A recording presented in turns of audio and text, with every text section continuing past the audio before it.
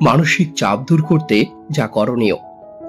রোজকার জীবনে আমাদেরকে প্রতিনিয়তই নানা ধরনের মানসিক চাপ, টেনশন বা দুশ্চিন্তার সম্মুখীন হতে হয়। এমনও অনেক সময় হয়তো আমাদের সামনে আসে যখন এই চাপ বা স্ট্রেস এতই বেড়ে যায় যে আমরা কিভাবে এর থেকে নিজেকে খাপ খাইয়ে চলবো বা ম্যানেজ করব তা বুঝে উঠতে পারি না। এক্ষেত্রে কিছু পদ্ধতি অবলম্বন করা যেতে পারে যা পরবর্তীতে আমাদের স্ট্রেস ম্যানেজমেন্টে কাজে আসতে পারে। চলুন পদক্ষেপগুলি শুনে আসি।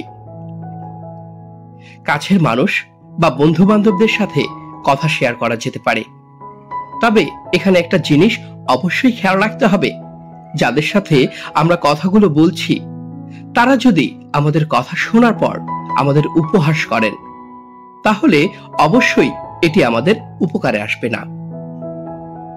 পছন্দের কাজগুলো করা যেতে পারে, যেমন বই পড়া, গান শোনা, গান গাওয়া, ছবি আঁকা, মুভি দেখা। এছাড়াও যার যার শখের কাজগুলো করা যেতে পারে। সবসময় ইতিবাচক চিন্তা করার চেষ্টা করতে হবে। সবসময় অপটিমাইজিং বা পজিটিভ থিঙ্কিং বজায় রাখা একটি বেশ কঠিন কাজ, কিন্তু আমরা যদি প্রতিদিন একটু একটু করে চেষ্টা করি আমরা আমাদের নেতিবাচক চিন্তাগুলো থেকে বের হয়ে আসতে পারবো। কিছু কিছু ক্ষেত্রে ডায়েরি লেখা মানসিক চাপ কমাতে অনেক উপকারী। আমাদের দুশ্চিন্তা, টেনশন ইত্যাদি বিষয় নিয়ে ডায়েরিতে লেখালেখি করা মানসিক চাপ কমাতে সক্ষম।